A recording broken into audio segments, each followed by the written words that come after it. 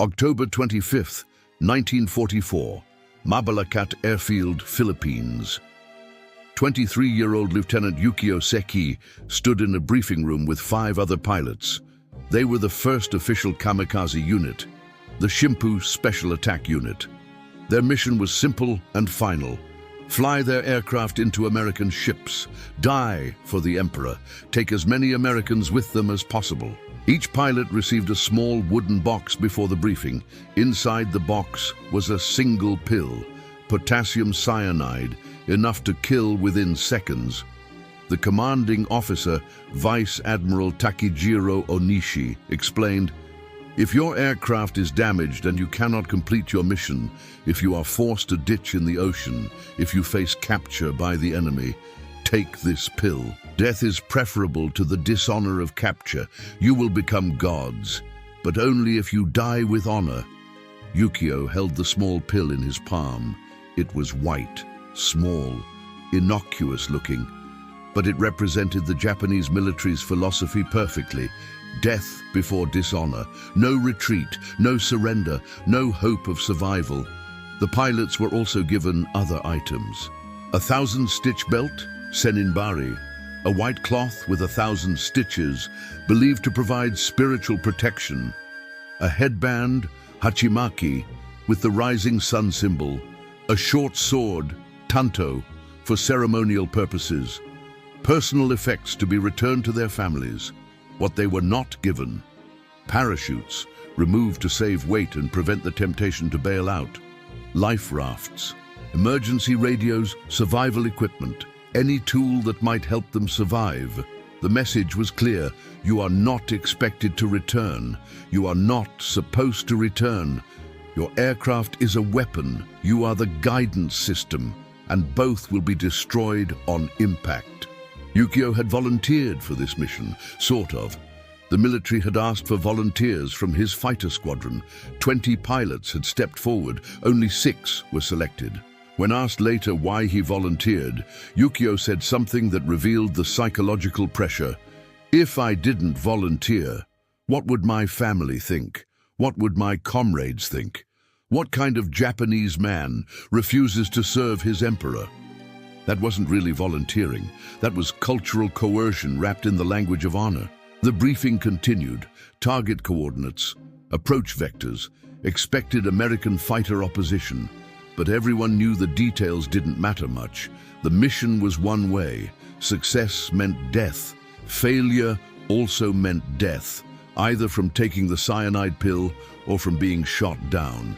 After the briefing, the pilots wrote their final letters home. These letters followed a template. They couldn't express doubt, couldn't express fear, couldn't say anything that might suggest they didn't embrace death willingly. Yukio's letter to his wife Mariko said, "I am honored to serve the Emperor. I am grateful for this opportunity to become a god. Do not grieve for me. I die with joy. Please raise our daughter to understand the honor of sacrifice. I will watch over you both from Yasukuni Shrine." What the letter didn't say, what Yukio couldn't say, was what he really felt. He was terrified. He didn't want to die. He wanted to see his daughter grow up. He wanted to grow old with his wife. He wanted to survive this war and return home. But those feelings were unacceptable, unspoken, buried beneath layers of military indoctrination and cultural expectation. The next morning, Yukio and 5 other pilots took off from Mabalacat Airfield. Their aircraft, Mitsubishi A6M0 fighters, were loaded with 250-kilogram bombs. They flew toward the American fleet off Leyte Gulf. 4 hours later, Yukio's aircraft crashed into the escort carrier USS St. Lo. The ship sank. Yukio died instantly. He became the first successful kamikaze pilot of World War II. He was 23 years old. His daughter was 6 months old. She would grow up never knowing her father. And he died carrying a cyanide pill in his pocket, a final insurance policy that he would never be captured alive. That same day, October 25, 1944, Lieutenant Commander David McCampbell was flying combat missions from the USS Essex. about 50 miles from where Yukio crashed into the St. Lo. David was one of the U.S. Navy's top fighter aces. He'd shot down 34 Japanese aircraft. He was confident, skilled, and most importantly, he was expected to survive. Before every mission, David checked his survival gear. This wasn't optional, it was required. Every American pilot carried comprehensive survival equipment. Not because they expected to be shot down, but because the U.S. military valued every pilot's life and wanted to maximize survival chances if the worst happened. David's survival kit included emergency rations, 6 chocolate bars, high-calorie emergency food, 6 packs of hardtack crackers, 2 cans of condensed milk, water purification tablets, fishing line and hooks, salt tablets, survival equipment, life raft automatically inflating, emergency radio, waterproof able to transmit distress signals, signal flares, red for distress, green for location, signal mirror for attracting attention from rescue aircraft, dye marker, bright green powder that spreads in water, visible from aircraft, shark repellent, first aid kit, bandages, morphine, sulfur powder, antiseptic, clothing, protection, inflatable life vest, automatically inflating upon water contact, waterproof matches, compass, knife for cutting parachute lines if tangled, documentation, identification cards, pointy talkie card, card with phrases in multiple languages to communicate with locals, blood chit, cloth document promising reward to anyone who helped the pilot. The blood chit was particularly important. It was written in multiple languages and said, "I am an American. I do not speak your language. I will not harm you. I bear no malice toward your people. If you assist me, you will be rewarded by the United States government." The reverse side showed an American flag and had text in Chinese, Malay, Thai, and other regional languages, offering substantial monetary rewards for returning American pilots safely. Compare this to what Japanese pilots carried, a cyanide pill. The contrast wasn't just about equipment, it was about philosophy. American military doctrine said, every pilot is a valuable asset. They've received months of training. They have experience. If they go down, we will do everything possible to recover them. Japanese military doctrine said, every pilot is expendable. They serve the emperor. If they cannot complete their mission, they should die rather than face capture. These philosophies produced completely different outcomes. When American pilots were shot down over the Pacific, an elaborate rescue system activated immediately. Step 1. The pilot's wingman would radio the position where the pilot went down. Step 2. A Dumbo mission would be launched, a PBY Catalina flying boat specifically designed for sea rescue. These aircraft had extra fuel tanks, medical supplies, and crews trained in rescue operations. Step 3.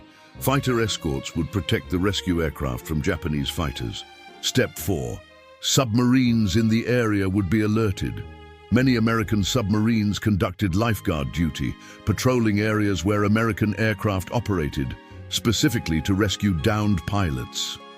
Step 5. If the pilot reached an island, locals would often help, motivated by the blood chit's promised reward and by American propaganda that portrayed the U.S. as liberators rather than conquerors. This system wasn't theoretical. It saved thousands of American pilots.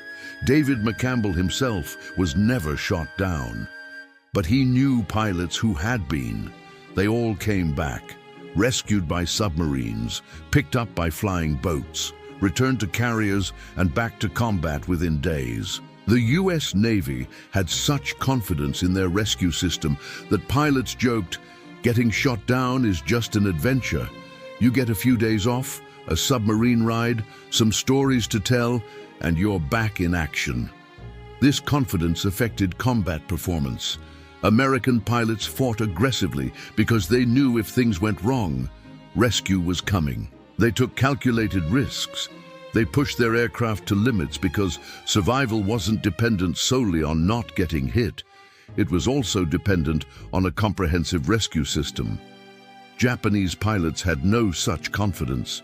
If they went down over water, they'd probably die. If they survived the crash, they'd probably drown or be captured. Capture meant dishonor worse than death. This created a psychological burden that affected combat performance. Japanese pilots fought desperately because every mission might be their last. They couldn't take risks because there was no safety net. By late 1944, this difference was producing measurable results. American pilot survival rates after being shot down were approximately 60–70%. Japanese pilot survival rates were less than 10%. The war was killing Japanese pilots faster than they could be replaced, not just in combat, but through failure to rescue survivors who could have been saved. The most remarkable aspect of American pilot rescue was the submarine lifeguard system. American submarines were primarily tasked with sinking Japanese merchant shipping. But starting in 1943, submarines began taking on a secondary mission, rescuing downed pilots. The USS Tang, under Commander Richard O. Kane, was one of the most successful lifeguard submarines.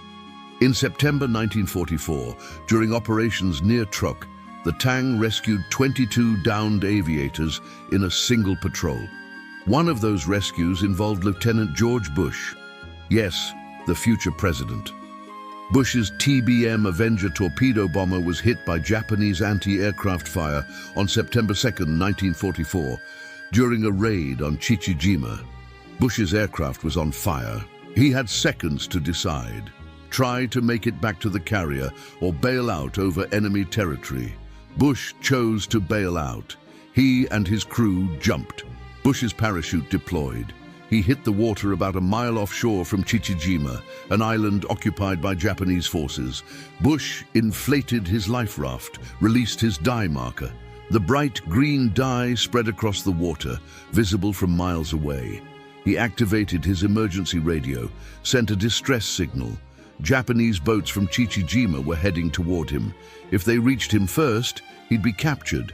And given what Japanese forces on Chichijima later did to captured American pilots, execution, and cannibalism, Bush would likely have been killed. But the USS Finback, a submarine on lifeguard duty, had received Bush's distress signal. The submarine surfaced. Japanese boats were maybe a quarter-mile away. American fighter aircraft strafed the Japanese boats to slow them down. The Finback crew pulled Bush aboard. The submarine crash-dived. Japanese depth charges exploded nearby but missed. Bush was safe. He spent the next month aboard the Finback while it completed its patrol. During that time, the submarine rescued 4 more downed pilots. When the Finback returned to port, all 5 rescued pilots were returned to their units. Bush was back in combat within 6 weeks. This story was repeated hundreds of times during the Pacific War. Submarines rescued over 500 American pilots. Some submarines became famous for their rescue missions. The USS Tigrone rescued 31 pilots. The USS Harder rescued 16. The system worked because it was systematic. Submarines were assigned lifeguard stations during major air operations. They patrolled specific areas. Pilots knew where the submarines were. If they went down, they knew where to head. Compare this to Japanese pilot rescue. There wasn't a system. There were occasional ad hoc rescues by Japanese destroyers or patrol boats, but there was no dedicated rescue force, no submarines assigned to lifeguard duty, no comprehensive network. Japanese pilots who went down over water usually died. If they survived the crash and the water landing, they'd float in their life vests until they drowned from exhaustion, died from exposure, or were eaten by sharks. A Japanese pilot, Saburo Sakai, who survived being shot down multiple times, wrote in his memoir, "American pilots had hope. Even when shot down, they knew rescue might come. We had no such hope. Going down over water was a death sentence. This affected how we fought. Americans could be bold because they had safety nets. We could only be desperate because we had nothing." The psychological impact was profound. American pilots focused on completing missions and surviving. Japanese pilots focused on dying honorably. One philosophy produced veteran pilots who got better with experience. The other philosophy produced casualties that couldn't be replaced. Another crucial component of American pilot survival was the blood chit system. Blood chits were cloth documents carried by pilots. They explained in multiple local languages that the bearer was an American serviceman, that he meant no harm, and that anyone who helped him would be rewarded. The chits were sewn into flight jackets. They were durable, waterproof, and hard to miss. Some versions had American flags printed on them. Others had more text explaining the reward system. The rewards were substantial. The US government offered gold, actual gold coins or equivalent value, future favors, promises to help the helper after the war, protection, promises that the helper wouldn't be prosecuted for collaborating. These weren't empty promises. The US government tracked every blood chit rescue. After the war, the US paid out thousands of dollars in gold to civilians who'd helped American pilots. The system worked remarkably well in China. The Chinese population was largely anti-Japanese.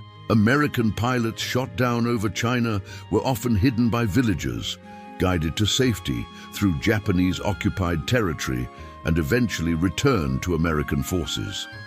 Lieutenant Colonel James Doolittle's famous 1942 raid on Tokyo ended with 16 B-25 bombers running out of fuel over China. All 80 crew members bailed out. Most were rescued by Chinese civilians. The Chinese hid them from Japanese search parties, fed them, guided them hundreds of miles to safety. One Doolittle raider, Lieutenant Ted Lawson, was badly injured in the crash. Chinese villagers hid him for weeks while he recovered. A Chinese doctor, trained in missionary hospitals, amputated Lawson's badly mangled leg without anesthesia. Chinese civilians risked their lives protecting him. Why? Partly from anti-Japanese sentiment, but also because of the blood chit promises. Chinese helpers knew that if they protected American pilots, America would remember. And America did. After the war, the US government tracked down hundreds of Chinese civilians who'd helped Doolittle raiders and other downed pilots. They were given gold, immigration opportunities, and public recognition. This created a positive feedback loop. Chinese civilians knew helping American pilots was rewarded, so more pilots were helped, which meant more survivors, which meant more experienced pilots staying in combat. Japanese pilots had no equivalent system. They carried identification, but nothing promising rewards for helpers. In Japanese-occupied territory, locals who helped Japanese soldiers did so out of fear, not incentive. And in Allied-held territory or neutral areas, locals had no reason to help Japanese pilots. The difference was stark. American pilots shot down over enemy territory had maybe a 40% chance of survival and eventual rescue. Japanese pilots shot down over enemy territory had less than 5% chance. One American pilot, Captain Charles Bond, who flew with the Flying Tigers in China, wrote, "I knew if I went down, the Chinese would help me. I saw it happen. Pilots would disappear behind Japanese lines and show up weeks later, having been guided to safety by Chinese farmers who risked everything to help us." That knowledge made me bolder in combat. I knew I had a chance even if things went wrong. A Japanese pilot captured in 1945 was interviewed about his experiences. The interrogator asked, "Did you expect rescue if you were shot down?" The pilot laughed bitterly. "Rescue? No, we expected to die. Either in combat or in the water afterward, or by our own hand. Rescue was for Americans. We had honor instead." "Which would you have preferred?" the interrogator asked. The pilot didn't hesitate. "Rescue, obviously. Honor doesn't keep you warm when you're floating in the ocean waiting to drown. Your blood chit system, that was practical. Our cyanide pills were philosophical. I'd trade philosophy for practicality any day." The ultimate expression of Japan's expendable pilot philosophy was the Kamikaze program. Starting in October 1944, Japan began organized suicide attacks. Pilots would deliberately crash their aircraft into American ships. No expectation of survival, no parachutes, no rescue plans, just death as a weapon. The program was born from desperation. By late 1944, Japan was losing the air war catastrophically. American pilots were better trained, American aircraft were superior, Japanese losses were unsustainable. So Japan changed the equation. If a pilot was going to die anyway, why not make his death count? Why not turn the pilot into a guided missile? The mathematics made sense to Japanese commanders. A conventional bombing run required skilled pilots, had low hit rates and high losses.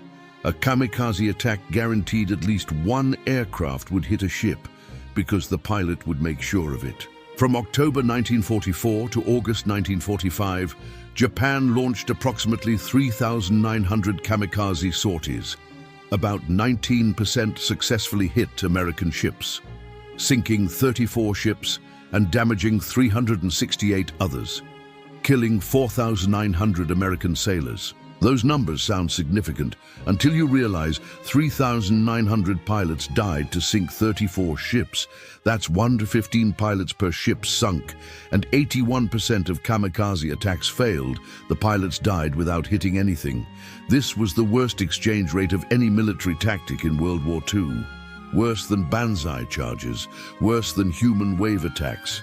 It was systematic suicide producing minimal strategic impact. But Japan continued the program because it fit their military philosophy. Death with honor was preferable to survival with shame. The kamikaze pilots themselves had complex feelings. Some were true believers. They wrote letters expressing genuine joy at the opportunity to die for the emperor. These letters were publicized by Japanese propaganda. But many pilots were drafted into kamikaze units against their will.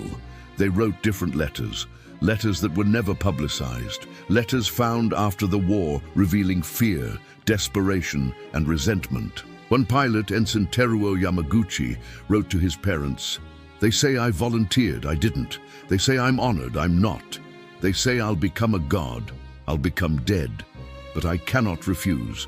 To refuse means dishonor worse than death. So I will fly tomorrow. I will die. And you will receive a letter saying I died joyfully. It will be a lie." That letter was hidden in Teruo's personal effects.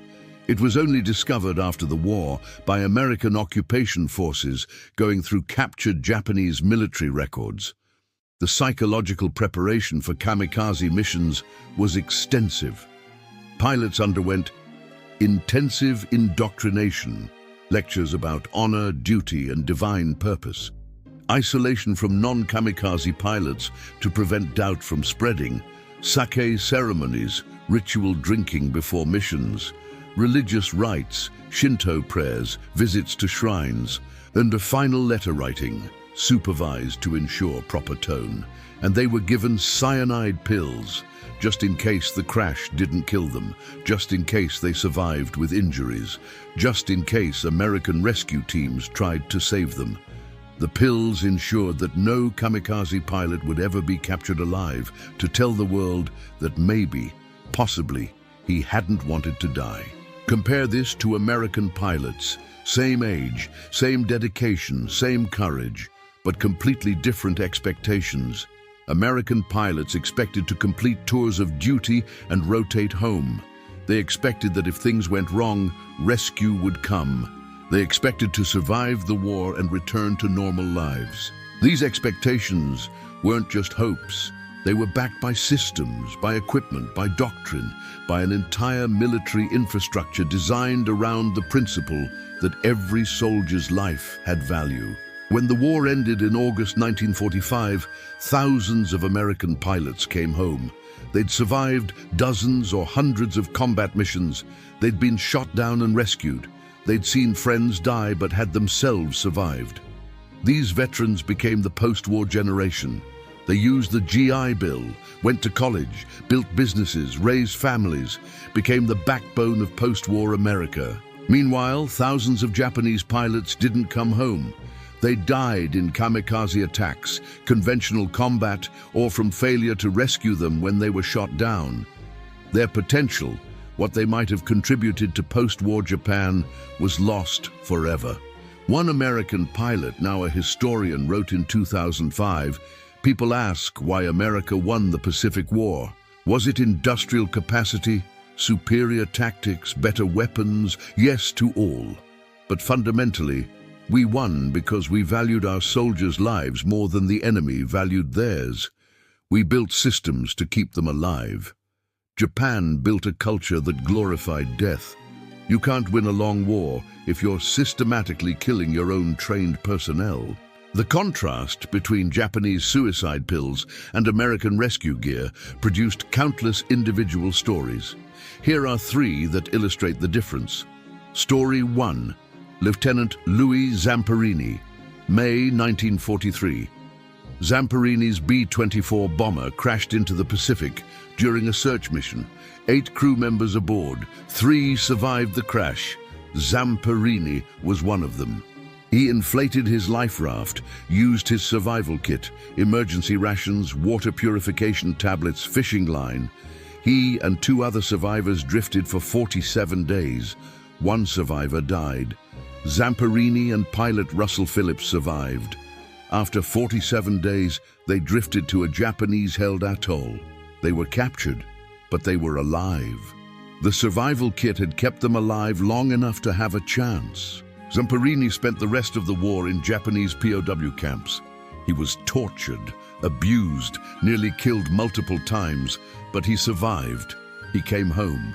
He lived until 2014, aged 97. If Zamperini had been Japanese and crashed into the Pacific, would he have survived 47 days?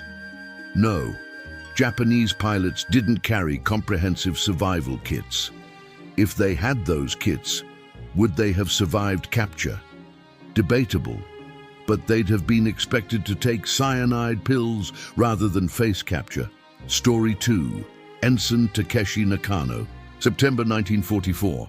Nakano's Zero fighter was damaged in combat over the Philippines. He crashed into the ocean. He survived the crash, inflated his life vest, but he had no life raft, no emergency rations, no radio, and he had a cyanide pill.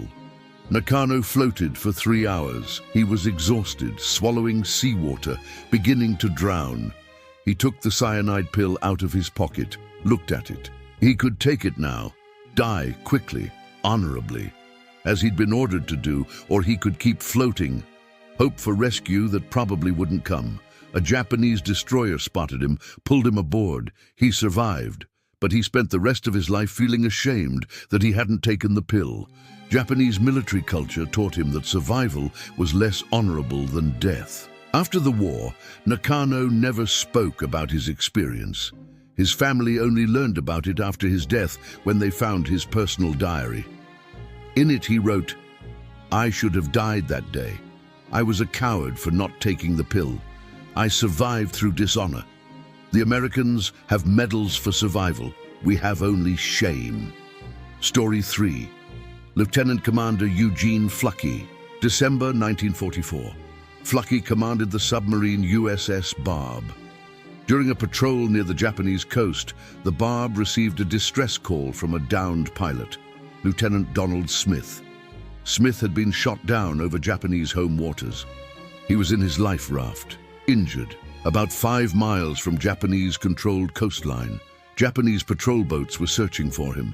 Fluckey made a decision: surface and rescue Smith, even though it meant exposing the submarine to attack. The Barb surfaced. Japanese patrol boats spotted them immediately. Japanese shore batteries opened fire. The Barb's crew pulled Smith aboard in under 2 minutes. The submarine crash-dived. Depth charges exploded nearby but missed. Smith survived. Fluckey received a Medal of Honor, not for this rescue specifically, but for aggressive patrol tactics that included multiple rescues. After the war, Smith named his first son Eugene. after the submarine commander who'd risked his entire crew to save one pilot's life. When asked about the rescue, Flucky said, "We didn't think about it. Pilot in the water means we go get him. That's the job. American pilots know we're there. Knowing rescue is possible makes them fight better. So we rescue. It's not heroic. It's practical." After the war, American and Japanese veterans tried to understand what had happened. Why had one side built elaborate rescue systems while the other distributed suicide pills? The answer wasn't simple. It involved culture, military doctrine, industrial capacity, and fundamentally different views about the value of human life in warfare. Japan's approach made sense within their context. Limited resources, limited industrial capacity, limited ability to replace trained pilots. If a pilot was going to die anyway, make his death count. This logic produced kamikaze attacks and acceptance of high casualties. America's approach also made sense within their context. Abundant resources, massive industrial capacity, ability to train replacement pilots efficiently. Keep experienced pilots alive because experience wins battles. This logic produced elaborate rescue systems and emphasis on force preservation, but the outcomes were dramatically different. By war's end, America had trained approximately 193,000 pilots during the war. Approximately 15,000 American pilots died in combat. Survival rate, 92%. Japan had trained approximately 54,000 pilots during the war. Approximately 49,000 Japanese pilots died in combat. Survival rate, 9%. The numbers tell the story. America kept pilots alive. Japan expended them.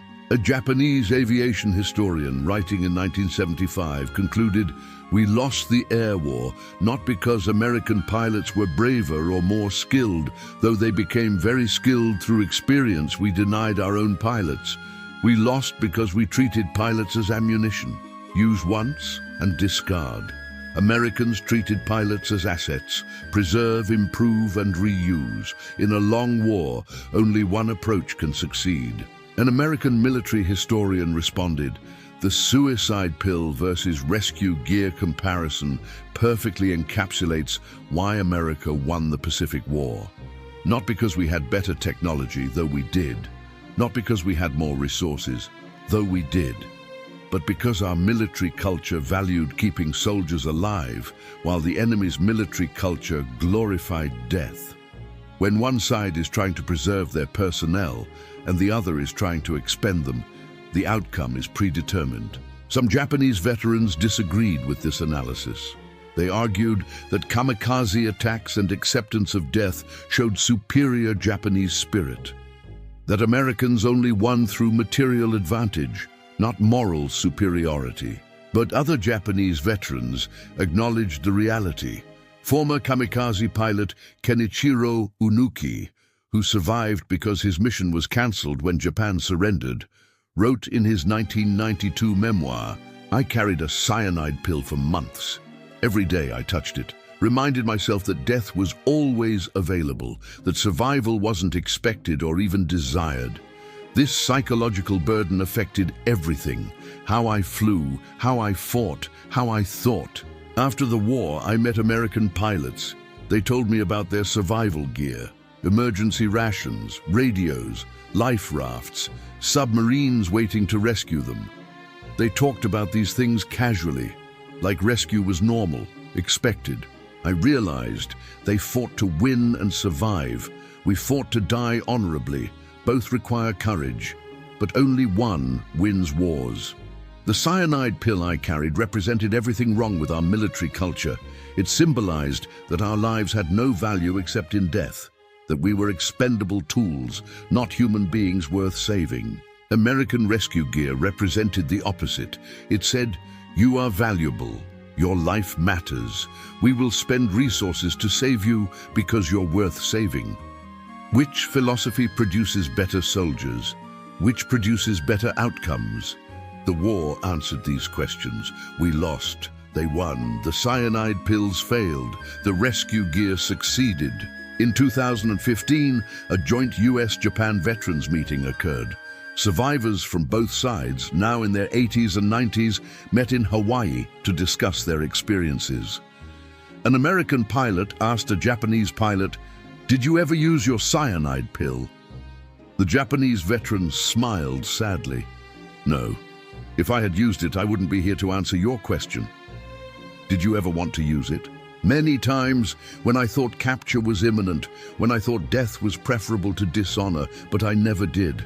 And I'm glad, because I lived to see my children grow up, to see Japan rebuild, to see prosperity replace destruction. If I'd taken that pill, I would have missed 70 years of life." That's what your rescue gear represented, the belief that life after war was worth preserving. Our cyanide pills represented the belief that death in war was the highest honor. I disagree now. Life is the highest honor. The American pilot shook his hand. "I was rescued twice during the war, shot down over the Philippines and New Guinea. Both times submarines pulled me out. I thought it was normal, just part of the system. I didn't realize until after the war how many Japanese pilots died in situations where I survived. Not because I was better, because I had better support." The two veterans sat in silence for a moment. Former enemies, now old men, both grateful to have survived when so many didn't. Finally, the Japanese veteran said, "You know what I threw away? The cyanide pill. In 1946, after I came home, I threw it in the ocean. Watched it sink, and I promised myself, never again will I carry death in my pocket. Only life. Only hope." That's the legacy of the suicide pill versus rescue gear comparison. One side carried death, the other carried hope. One side expected expenditure, the other expected preservation. One side valued honor in death, the other valued life after war. And only one approach could sustain a military force through years of grueling combat. Japan learned this lesson. Post-war Japanese self-defense forces adopted Western military doctrines, emphasizing force preservation. Modern Japanese military pilots carry survival gear, emergency rations, rescue radios, everything American pilots carried in World War II. No cyanide pills, not anymore, never again. Because the lesson of World War II was clear. You can't win by killing your own soldiers. You win by keeping them alive, by valuing their lives, by building systems that bring them home. American pilots got emergency rations and rescue gear. That's why so many came home. Japanese pilots got suicide pills. That's why so few did. It's that simple and that profound.